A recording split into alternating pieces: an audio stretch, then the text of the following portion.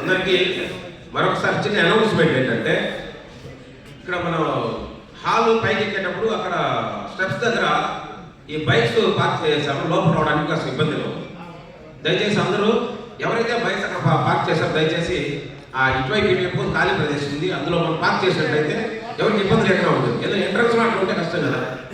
కాబట్టి దయచేసి ఎవరైతే బైకులు తీసుకుని వచ్చారో అక్కడ ఈ ఎంట్రన్స్ లో పెట్టిన వాళ్ళు లెఫ్ట్ రైట్ లో మనకు పార్కింగ్ ప్లేస్ ఉంది.